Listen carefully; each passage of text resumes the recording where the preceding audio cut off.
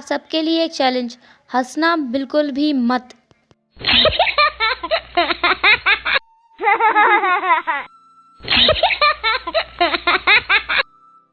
Hello everyone, welcome back to my YouTube channel love is immortal we always love in with Wangshan. विंग जो कि अब 16 साल का हो चुका था। वांग जी जिसकी एज भी बढ़ गई थी। वांग जी अब 26 साल का था और वो टीनेजर बॉय नहीं रह गया था। उसे बहुत चीज़ों की समझ थी, उसके अंदर बहुत ज़्यादा दिमाग था। सब लोग उसका सम्मान किया करते थे। वो यूनमक के बच्चों को पढ़ाया करता था। ज्ञान के साथ साथ वो उन्हें लड़ना भी सिखाया करता था। दूसरा विंग जो कि वांग जी से थोड़ा बहुत जलता था, क्योंकि वांग जी पूरी यूनमक की जान बन गया था। पहले विंग हुआ करता था, अब यूनमक की जान वांग जी में बसने लगी थी। विंग जो कि अब वांग जी को परेशान करने का एक मौका नहीं छोड़ता था और उस चक्कर में खुद ही अपने जाल में फंस जाया करता था। आज विंग के यहाँ से जाने का समय था, क्योंकि उसे गुसू जाना था पढ़ने के लिए। वांग जी जिसका मन बिल्कुल भी नहीं था कि वो विंग को जाने दे। उस दिन के बाद से तो जैसे वांग जी विंग से चिपकने लगा था, जिस दिन पहली बार विंग ने उसके चिक्स पर किस कर दिया था। जानबूझ के कहो या अनजाने में, पर वांग जी को एक अलग एहसास का अनुभव हुआ था। उस दिन के बाद से वांग जी जोंक की तरह विंग के साथ चिपका रहता था, उसकी मुसीबतों को पकड़वाता रहता था। इस बात से विंग बहुत ज़्यादा इरिटेट हो जाता था। विंग को पसंद था कि वांग जी उसके साथ रहे, लेकिन उसकी शरारतों को पकड़वाता क्यों है, इसलिए विंग थोड़ा इरिटेट हो जाता था और वो वांग जी से बहाने बना करके दूर जाया करता था। अब जब विंग लगभग 4 साल के लिए यहाँ से दूर जा रहा है तो वांग जी को बिल्कुल अच्छा नहीं लग रहा था, लेकिन जाना तो पड़ेगा क्योंकि विंग की पढ़ाई भी ज़रूरी है, वरना वो संस्कार कैसे सीखेगा, अनुशासन में कैसे आएगा, इसलिए उसे जाना तो पड़ेगा। वांग जी ने अपने दिल पे पत्थर रखा और विंग को विदाई दे ही दी। विंग के जाने के बाद वांग जी की जैसे वो स्माइल थी वो कहीं गायब हो गई थी, ओझल हो गई थी। वांग जी थोड़ा बहुत गुमसुम सा रहने लगा था। शुरुआती दिनों में वांग जी किसी भी काम पर अपना ध्यान केंद्रित नहीं कर पाता था, लेकिन बाद में जैसे जैसे समय बीतता गया वांग जी की फीलिंग्स को वो समझने लगा। उसे समझ आया कि वो कहीं ना कहीं विंग को पसंद करने लगा है। उस छोटे से बच्चे को जिसे वो अपना एक डिसिबल समझा करता था, कहीं ना कहीं उसने उसे वो हक देने के बारे में सोच लिया है, जो कि असल में उसी का है। विंग जो कि आज वापस आने वाला था, क्योंकि आज पूरे 4 साल पूरे होने वाले हैं उन दोनों को अलग हुए। विंग अब 20 साल का हो गया होगा। वांग जी उससे मिलने के लिए बहुत ज़्यादा एक्साइटेड था, बहुत ज़्यादा उत्सुक था। उसे ऐसा लग रहा था कि बहुत समय के बाद उसे वो मिलने वाला है जिसे उसने कहीं अपने से दूर कर दिया था। वांग जी बहुत ज़्यादा खुश था। यूनमक में जैसे खुशी छाई हुई थी, सब लोग तैयारी कर रहे थे। सबसे ज़्यादा वांग जी, जो कि हर एक चीज़ को तय कर रहा था और बता रहा था कि कहाँ क्या होना चाहिए और कहाँ क्या नहीं होना चाहिए। पूरी यूनमक को जैसे दुल्हन की तरह सजा दिया गया था और बहुत सारा खाना बनवाया गया था विंग की पसंद का, जो कि विंग को पसंद है वही सब कुछ। यान ली वांग जी के पास आई और उसने कहा, लाना गुंगसा, मुझे लगता है इस बार आपको मेरे भाई को सारी सच बता देना चाहिए। वांग जी जिसके ईयर्स, नेक और चीक्स सब रेड रेड हो गए थे, उसने कहा, आप कब कहना चाहती हैं सीजे, मुझे कौन सा सच बताना होगा। वो इधर उधर देख रहा था, अपनी आंखें चुरा रहा था। तभी चिंगी आया, जो कि अब 15 साल का है। उसने कहा, गगा। वांग जी ने उधर देखा, चिंगी को उसने देखा और कहा, क्या हुआ, तुम्हारे अंकल आ गए। चिंगी ने नाम में अपना सिर हिलाया और कहा, नहीं, लेकिन कोई आया है। वो कह रही हैं कि वो अंकल की दोस्त हैं। वांग जी के माथे पर शिकन आ गई। अंकल की दोस्त मतलब विंग की दोस्त? लेकिन जहाँ तक वांग जी को पता है, विंग की तो कोई लड़की दोस्त है ही नहीं, उसके तो लड़के दोस्त हैं, वो भी अल्फ़ा। वो तो ओमेगा से दोस्ती कब से नहीं करता है, जब से वो 16 साल का है तब से। फिर भी वांग जी ने इस बात को इग्नोर किया और वो उस लड़की से मिलने के लिए चला गया। वो लड़की दिखने में काफ़ी ज़्यादा खूबसूरत थी। उसने वांग जी को देखा, उसकी तरफ देखकर उसने बो किया। वांग जी ने भी सेम किया। दैन उसने अपना इंट्रोडक्शन देते हुए कहा, लाना गोंगसा, मेरा नाम म्या म्या है, जिन म्या म्या, मैं जिन क्लान से हूँ। यान ली जो पीछे से आ रही थी वो आगे आते हुए बोली, म्या म्या, तुम यहाँ कैसे? तुम तो गुसू गई थी ना पढ़ने के लिए। म्या म्या ने कहा, हाँ सावची, मैं वहाँ गई थी, पर मैंने सुना कि आप यहाँ आए हो क्योंकि यहाँ पे विंग आने वाला है, इसलिए मैं भी आ गई। वांग जी को शायद ये अच्छा नहीं लगा कि उस लड़की ने विंग को विंग बुलाया, इसलिए वांग जी थोड़ा चिढ़ गया था। फिर भी उसने वहाँ कुछ भी नहीं कहा। म्या म्या जो कि महल के अंदर आई, उसकी सारी सजावट को देखा और कहा, वाह, ये सजावट तो काफ़ी सुंदर है और सारा कुछ लाल रंग से सजाया गया है। ऐसा लग रहा है कि यहाँ किसी की शादी हो। वांग जी जिसने कुछ भी नहीं कहा, लेकिन यानी ने कहा, हाँ, लाना कुंसा ने सब कुछ सजाया है ना? उसने वांग जी की तरफ देखा। वांग जी ने कुछ नहीं कहा, वो वहाँ से बिना कुछ कहे चला गया। पीछे से म्याऊ म्याऊ उसे बुला रही थी, लेकिन वांग जी ने नहीं सुना, उसे इग्नोर किया और चला गया। उसे बुरा लगा था कि ऐसे कैसे कोई भी लड़की यहाँ आ सकती है विंग का नाम लेकर। वांग जी को बुरा इसलिए नहीं लगा था कि वो उसकी दोस्त है, पर वांग जी को लग रहा था कि इन 4 सालों में कहीं विंग का मन बदल तो नहीं गया। उसे कोई लड़की तो पसंद नहीं आ गई, क्योंकि उसे तो नहीं पता क्या विंग उसे पसंद करता भी है या नहीं, क्योंकि वांग जी तो उससे 10 साल बड़ा है। वांग जी को मालूम है कि वांग जी की फीलिंग्स क्या है, लेकिन वो विंग को इस बारे में कभी नहीं बताएगा, क्योंकि उन दोनों में ज़मीन आसमान का अंतर है। विंग धूप है और वो एकदम छाँव।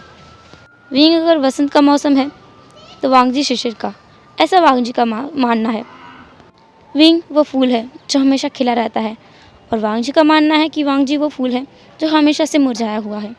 वो विंग की ज़िंदगी में आकर विंग को मुरझाया हुआ फूल नहीं बनाना चाहता। वांग जी किचन में था और उठापड़ी करके बर्तनों को इधर उधर गिराते हुए वो काम कर रहा था। उसे न जाने क्यों आज कुछ ज़्यादा ही गुस्सा आ रहा था। वांग जी अपने मन में अपने क्लैन रूल्स को याद कर रहा था। वो बोल रहा था गुस्सा करना मना है। तभी किसी की आवाज़ आई, लेंजन तुम तो बिल्कुल भी नहीं बदले। Hello everyone, welcome back to my YouTube channel love is immortal we always love in with Wangshan. विंग जो कि अब 16 साल का हो चुका था। वांग जी जिसकी एज भी बढ़ गई थी। वांग जी अब 26 साल का था और वो टीनेजर बॉय नहीं रह गया था। उसे बहुत चीज़ों की समझ थी, उसके अंदर बहुत ज़्यादा दिमाग था। सब लोग उसका सम्मान किया करते थे। वो यूनमक के बच्चों को पढ़ाया करता था। ज्ञान के साथ साथ वो उन्हें लड़ना भी सिखाया करता था। दूसरा विंग जो कि वांग जी से थोड़ा बहुत जलता था, क्योंकि वांग जी पूरी यूनमक की जान बन गया था। पहले विंग हुआ करता था, अब यूनमक की जान वांग जी में बसने लगी थी। विंग जो कि अब वांग जी को परेशान करने का एक मौका नहीं छोड़ता था और उस चक्कर में खुद ही अपने जाल में फंस जाया करता था। आज विंग के यहाँ से जाने का समय था, क्योंकि उसे गुसू जाना था पढ़ने के लिए। वांग जी जिसका मन बिल्कुल भी नहीं था कि वो विंग को जाने दे। उस दिन के बाद से तो जैसे वांग जी विंग से चिपकने लगा था, जिस दिन पहली बार विंग ने उसके चिक्स पर किस कर दिया था, जानबूझ के कहो या अनजाने में, पर वांग जी को एक अलग एहसास का अनुभव हुआ था। उस दिन के बाद से वांग जी जोंक की तरह विंग के साथ चिपका रहता था, उसकी मुसीबतों को पकड़वाता रहता था। इस बात से विंग बहुत ज़्यादा इरिटेट हो जाता था। विंग को पसंद था कि वांग जी उसके साथ रहे, लेकिन उसकी शरारतों को पकड़वाता क्यों है, इसलिए विंग थोड़ा इरिटेट हो जाता था और वो वांग जी से बहाने बना करके दूर जाया करता था। अब जब विंग लगभग 4 साल के लिए यहाँ से दूर जा रहा है तो वांग जी को बिल्कुल अच्छा नहीं लग रहा था, लेकिन जाना तो पड़ेगा, क्योंकि विंग की पढ़ाई भी ज़रूरी है, वरना वो संस्कार कैसे सीखेगा, अनुशासन में कैसे आएगा, इसलिए उसे जाना तो पड़ेगा। वांग जी ने अपने दिल पे पत्थर रखा और विंग को विदाई दे ही दी। विंग के जाने के बाद वांग जी की जैसे वो स्माइल थी वो कहीं गायब हो गई थी, ओझल हो गई थी। वांग जी थोड़ा बहुत गुमसुम सा रहने लगा था। शुरुआती दिनों में वांग जी किसी भी काम पर अपना ध्यान केंद्रित नहीं कर पाता था, लेकिन बाद में जैसे जैसे समय बीतता गया वांग जी की फीलिंग्स को वो समझने लगा। उसे समझ आया कि वो कहीं ना कहीं विंग को पसंद करने लगा है। उस छोटे से बच्चे को जिसे वो अपना एक डिसिबल समझा करता था, कहीं ना कहीं उसने उसे वो हक देने के बारे में सोच लिया है, जो कि असल में उसी का है। विंग जो कि आज वापस आने वाला था, क्योंकि आज पूरे 4 साल पूरे होने वाले हैं उन दोनों को अलग हुए। विंग अब 20 साल का हो गया होगा। वांग जी उससे मिलने के लिए बहुत ज़्यादा एक्साइटेड था, बहुत ज़्यादा उत्सुक था। उसे ऐसा लग रहा था कि बहुत समय के बाद उसे वो मिलने वाला है जिसे उसने कहीं अपने से दूर कर दिया था। वांग जी बहुत ज़्यादा खुश था। यूनमक में जैसे खुशी छाई हुई थी, सब लोग तैयारी कर रहे थे, सबसे ज़्यादा वांग जी, जो कि हर एक चीज़ को तय कर रहा था और बता रहा था कि कहाँ क्या होना चाहिए और कहाँ क्या नहीं होना चाहिए। पूरी यूनमक को जैसे दुल्हन की तरह सजा दिया गया था और बहुत सारा खाना बनवाया गया था विंग की पसंद का, जो कि विंग को पसंद है वही सब कुछ। यान ली वांग जी के पास आई और उसने कहा, लाना गुंगसा, मुझे लगता है इस बार आपको मेरे भाई को सारी सच बता देना चाहिए। वांग जी जिसके ईयर्स, नेक और चीक्स सब रेड रेड हो गए थे, उसने कहा, आप कब कहना क्या चाहती हैं सीजे, मुझे कौन सा सच बताना होगा। वो इधर उधर देख रहा था, अपनी आंखें चुरा रहा था। तभी चिंगी आया, जो कि अब 15 साल का है। उसने कहा, गगा। वांग जी ने उधर देखा, चिंगीज़ को उसने देखा और कहा, क्या हुआ, तुम्हारे अंकल आ गए। चिंगी ने नाम में अपना सिर हिलाया और कहा, नहीं, लेकिन कोई आया है। वो कह रही हैं कि वो अंकल की दोस्त हैं। वांग जी के माथे पर शिकन आ गई। अंकल की दोस्त? मतलब विंग की दोस्त? लेकिन जहाँ तक वांग जी को पता है, विंग की तो कोई लड़की दोस्त है ही नहीं। उसके तो लड़के दोस्त हैं, वो भी अल्फ़ा। वो तो ओमेगा से दोस्ती कब से नहीं करता है, जब से वो 16 साल का है तब से। फिर भी वांग जी ने इस बात को इग्नोर किया और वो उस लड़की से मिलने के लिए चला गया। वो लड़की दिखने में काफ़ी ज़्यादा खूबसूरत थी। उसने वांग जी को देखा, उसकी तरफ देखकर उसने वो किया। वांग जी ने भी सेम किया। दैन उसने अपना इंट्रोडक्शन देते हुए कहा, लाना गोंगसा, मेरा नाम म्या म्या है, जिन म्या म्या, मैं जिन क्लान से हूँ। यान ली जो पीछे से आ रही थी, वो आगे आते हुए बोली, म्या म्या, तुम यहाँ कैसे? तुम तो गुसू गई थी ना पढ़ने के लिए? म्या म्या ने कहा, हाँ सावची, मैं वहाँ गई थी, पर मैंने सुना कि आप यहाँ आए हो क्योंकि यहाँ पे विंग आने वाला है, इसलिए मैं भी आ गई। वांग जी को शायद ये अच्छा नहीं लगा कि उस लड़की ने विंग को विंग बुलाया, इसलिए वांग जी थोड़ा चिढ़ गया था। फिर भी उसने वहाँ कुछ भी नहीं कहा। म्या म्या जो कि महल के अंदर आई, उसकी सारी सजावट को देखा और कहा, वाह, ये सजावट तो काफ़ी सुंदर है और सारा कुछ लाल रंग से सजाया गया है। ऐसा लग रहा है कि यहाँ किसी की शादी हो। वांग जी, जिसने कुछ भी नहीं कहा, लेकिन यानी ने कहा, हाँ, लाना गोंगसा ने सब कुछ सजाया है ना? उसने वांग जी की तरफ देखा। वांग जी ने कुछ नहीं कहा, वो वहाँ से बिना कुछ कहे चला गया। पीछे से म्या म्या उसे बुला रही थी, लेकिन वांग जी ने नहीं सुना, उसे इग्नोर किया और चला गया। उसे बुरा लगा था कि ऐसे कैसे कोई भी लड़की यहाँ आ सकती है विंग का नाम लेकर। वांग जी को बुरा इसलिए नहीं लगा था कि वो उसकी दोस्त है, पर वांग जी को लग रहा था कि इन 4 सालों में कहीं विंग का मन बदल तो नहीं गया। उसे कोई लड़की तो पसंद नहीं आ गई, क्योंकि उसे तो नहीं पता क्या विंग उसे पसंद करता भी है या नहीं, क्योंकि वांग जी तो उससे 10 साल बड़ा है। वांग जी को मालूम है कि वांग जी की फीलिंग्स क्या है, लेकिन वो विंग को इस बारे में कभी नहीं बताएगा, क्योंकि उन दोनों में ज़मीन आसमान का अंतर है। विंग धूप है और वो एकदम छाँव। विंग अगर वसंत का मौसम है तो वांग जी शिशिर का, ऐसा वांग जी का मानना है। विंग वो फूल है जो हमेशा खिला रहता है, और वांग जी का मानना है कि वांग जी वो फूल है जो हमेशा से मुरझाया हुआ है। वो विंग की ज़िंदगी में आकर विंग को मुरझाया हुआ फूल नहीं बनाना चाहता। वांग जी किचन में था और उठापड़ी करके बर्तनों को इधर उधर गिराते हुए वो काम कर रहा था। उसे न जाने क्यों आज कुछ ज़्यादा ही गुस्सा आ रहा था। वांग जी अपने मन में अपने क्लैन रूल्स को याद कर रहा था। वो बोल रहा था, गुस्सा करना मना है। तभी किसी की आवाज़ आई, लेंजन, तुम तो बिल्कुल भी नहीं बदले। विंग के हाथ को पकड़ा, उसे अपनी तरफ बुलाया और कहा, वी। विंग ने बोला, हाँ क्या हुआ, अब कौन सी बात है? बाकी वाली बकेट्स भी रख दो, अभी कौन उठा के रखेगा? वैसे भी यहाँ कोई नहीं है। वहाँ पर सच में एक भी सर्वेंट नहीं था, और ये बात विंग को अजीब लग रही थी, क्योंकि उनके किचन में तो बहुत सारे सर्वेंट हैं। फिर भी विंग ने सारे बकेट्स को उठाया, अपनी जगह पे रखा और वहाँ से चल दिया। वांग जी जो विंग को जाते हुए देख रहा था। विंग म्या म्या के पास आया। म्या म्या उसका वेट कर रही थी। म्या म्या और विंग एक साथ में थे। विंग ने कहा, अब तो बहुत रात हो गई है, इसलिए कल चलते हैं। म्या म्या ने कहा, बात तो सही है, वैसे तुम गए कहाँ थे? विंग ने कहा, वो लेंजर ने बुलाया था, उससे बकेट नहीं उठ रही थी। म्या म्या ने कहा, विंग, मुझे लगता है वो तुम्हें बहुत ज़्यादा पसंद करता है। विंग ने कहा, मजाक मत करो म्या म्या, मैं जानता हूँ वो मुझे पसंद नहीं करता। वो मुझे क्यों पसंद करेगा? मैं उससे उम्र में भी छोटा हूँ और वो मुझे अपने से कम समझता है। मैं पक्की बात मानता हूँ ये, क्योंकि मैं सच में उससे कम हूँ। वो लड़ाई में कितना अच्छा है, उसका ज्ञान का लेवल कितना ज़्यादा हाई है। इसके अलावा हर एक चीज़ में परफेक्ट है, एकदम परफेक्ट हंगुनचुन। तो बताओ वो मुझे क्यों पसंद करने लगा भला?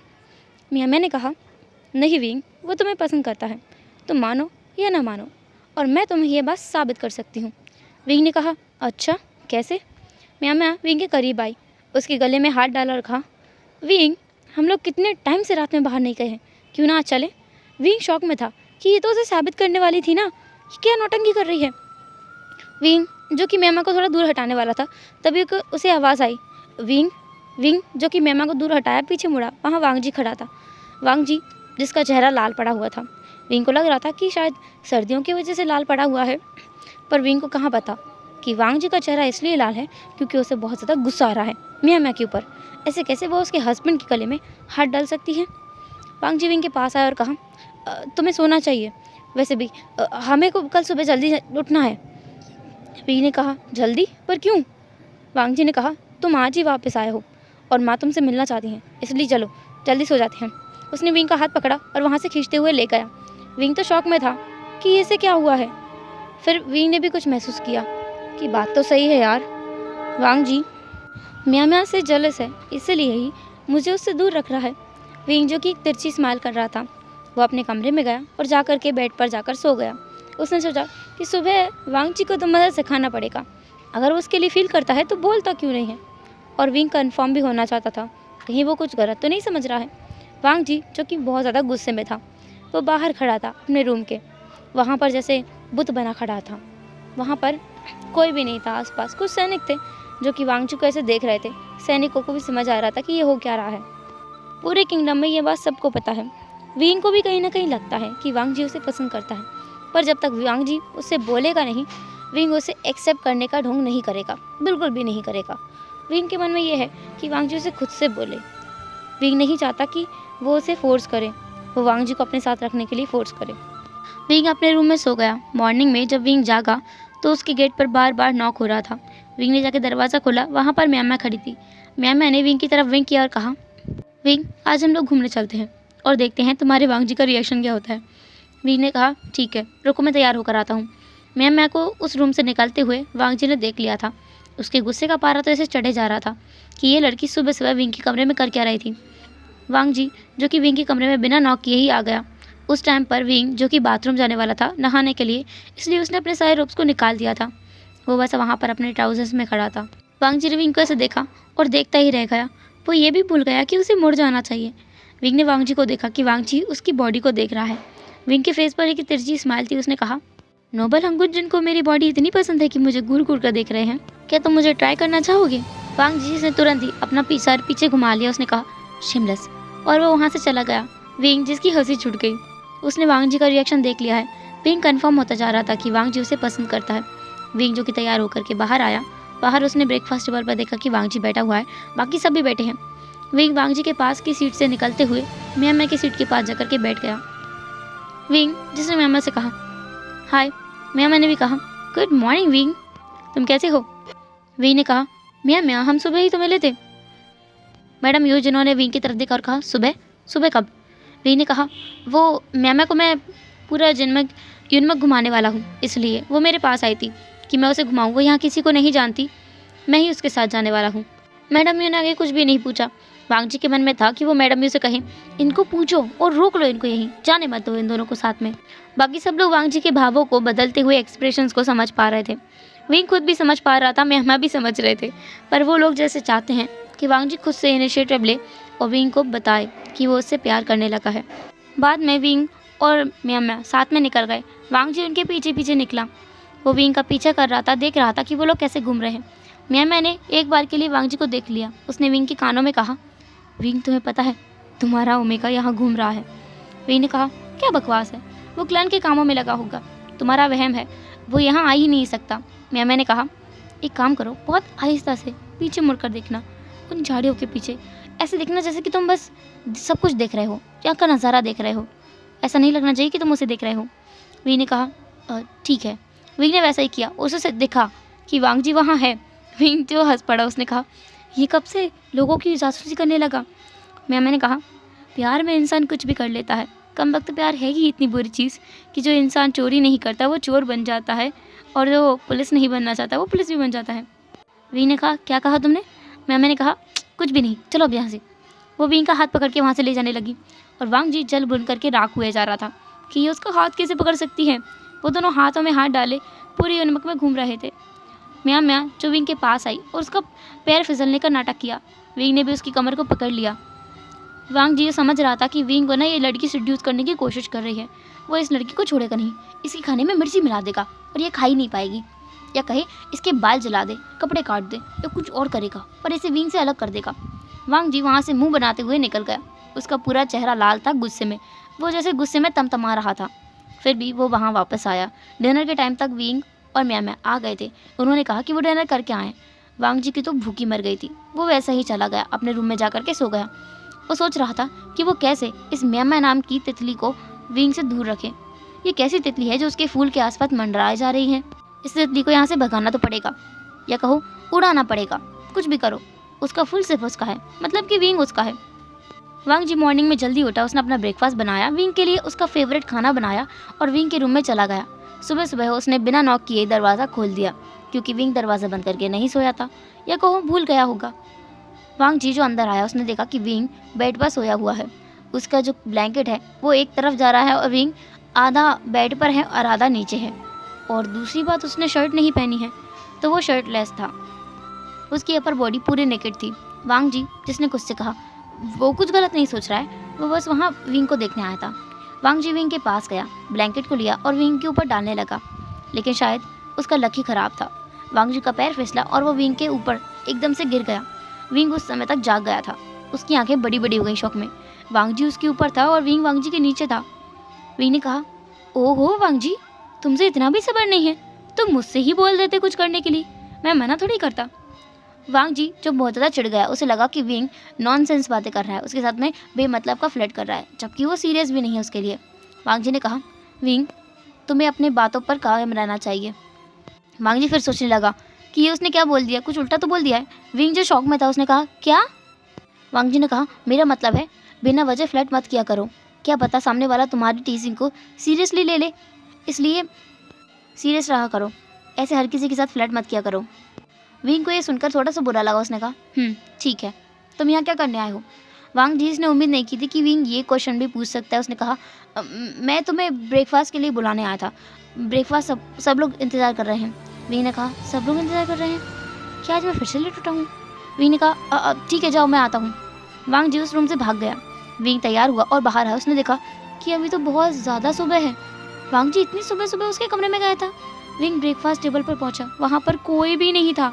विंग सोच रहा था कि आज ये वांग जी को ना वो सच में नहीं छोड़ेगा। इसने क्या किया उसके साथ, उसकी नींद बर्बाद कर दी। इतनी प्यारी प्यारी नींद थी, वो सपना देख रहा था वांग जी का और उसके बच्चों का। वांग जी ने सारा सपना किरकिरा कर दिया। विंग वहाँ से वापस जा रहा था, फिर से वही हुआ जो विंग ने सोचा नहीं था। वो वांग जी से टकरा गया। वांग जी धड़ाम से नीचे गिरा। उसने कहा, आउच। विंग ने कहा, सॉरी सॉरी सॉरी। फिर उसने देखा ये तो वांग जी है। वांग जी जिसके हाथ में पानी का गिलास था वो नीचे गिर गया था और टूट गया था। वहाँ पर हर तरफ कांच ही कांच बिखरा हुआ था। वांग जी ने कहा, मुझे माफ़ कर दो, मैं देखकर नहीं चल रहा था। विंग ने उसे उठाया, उसे खड़ा किया और उसे पूछा, तुम इतनी सुबह सुबह कर क्या रहे हो? और मुझे भी जगा दिया। वांग जी ने कहा, कुछ भी तो नहीं, और मुझे लगा तुम इतने सुबह जाग जाते होगे, तुम लान क्लान में थे ना, इसलिए वहाँ तो सब लोग 5 बजे उठते हैं। विंग ने कहा, हाँ, एक वहाँ इसका अंकल सोने नहीं देता था और यहाँ इसका नेफ्यू मुझे सोने नहीं दे रहा है। विंग जो कि वहाँ से मुंह बनाते हुए अपने कमरे में वापस चले गए। जाकर के वो दोबारा सो गया। अगली बार वो उठा तब जब सबका ब्रेकफास्ट हो चुका था। वो आया, उसने ब्रेकफास्ट किया। मैं जिसने कहा, विंग चलो ना साथ में बातें करते हैं। विंग मैं के साथ में बैठा हुआ था। वांग जी उसे देख रहा था। वो बहाना ढूंढ रहा था कि कैसे विंग को वहाँ से हटाए। उसके दिमाग में कुछ आया। उसने विंग को बुलाया और कहा, विंग उसके पास गया और कहा, हाँ क्या हुआ? वांग जी ने कहा, मुझे थोड़ी सी मदद चाहिए तुम्हारी, तुम करोगे? विंग ने कहा, हाँ क्या मदद चाहिए? वांग जी ने विंग का हाथ पकड़ा और उसे किचन की तरफ खींच कर ले गया। विंग सोच रहा था, फिर से क्या बाल्टी उठवाने वाला है? वांग जी ने इस बार उसे सब्जियां पास की और कहा, मुझे खाना बनाना है और मैं किसी दासी की हेल्प नहीं लेना चाहता, तो मेरी मदद कर दो ना। वो ऐसे आइस बना के बोल रहा था ना कि विंग मेल्ट हो गया। उसने कहा, ठीक है। विंग ने सारी सब्जियों को काटा। इसके बाद विंग ने कहा, क्या मैं जाऊँ? अभी भी रात नहीं हुई थी। तो वांग जी ने कहा, मेरी एक और कदम मदद कर दो। वो विंग को पकड़ के ले गया अपने कमरे में। वहाँ पर उसने ढेर सारे कपड़े पटके और कहा, ये तुम्हारे कपड़े हैं और मैं नहीं चाहता कि तुम्हारे कपड़े कोई दास धोए। कितना बुरा लगता है, एक राजकुमार के कपड़े कोई कैसे धो सकता है? विंग ने कहा, लहन सेन, मेरे कपड़े बचपन से सब लोग धोते आ रहे हैं, अचानक से मैं क्यों? वांग जी ने कहा, पर तुम्हें धोने चाहिए और मैं कह रहा हूँ ना तुम धो लो। अब विंग क्या करे? विंग ने कई बार मना करने की कोशिश की पर वांग जी सुनने को राजी नहीं है। विंग को सारे कपड़े धुलने पड़े। विंग जिसने आज अच्छा खासा काम कर लिया था, अब उसे ना बहुत ज़्यादा नींद आ रही थी। उसने अपना डिनर किया और चला गया रूम में। नेक्स्ट डे भी वही हुआ। वांग जी विंग को ऊट पटांग से कामों में उलझा के रखा हुआ था। जैसे कि क्लान के कुछ मैटर्स हैं, कहीं पर गणितीय सवाल थे, तो उन सबको सॉल्व कराने में उसको लगा दिया, हिसाब किताब में बिठा दिया। खुद के काम वो विंग से करवा रहा था, श्वाइडमैन से सिखा रहा था बच्चों को। विंग जो कि बहुत ज़्यादा परेशान हो गया था वांग जी के इस व्यवहार से, उसने मैमा को देखा और कहा, मैमा बहुत हुआ, तुम्हारा प्लान एकदम बकवास है। वो कुछ बोलेगा नहीं, लेकिन इन दिनों में ना मेरी हड्डी पसली एक हो जाएगी। वो मुझसे इतने ऊटपटांग काम करवाता है, मैं एक अल्फा हूँ और वो मुझसे कपड़े धुलवाता है। मैंने कहा, कपड़े कब? विंग जिसने कहा, शिट मैंने क्या बोल दिया। विंग ने कहा, हाँ उसने मुझसे कपड़े धुलवाए थे। तुम मेरे आसपास भी दिखती हो ना तो वो आ जाता है। पता नहीं उसे कहाँ से खुशबू आ जाती है कि मैं तुम्हारे आसपास भटक रहा हूँ। ले जाता है और कुछ उटपटांग काम करवाता है।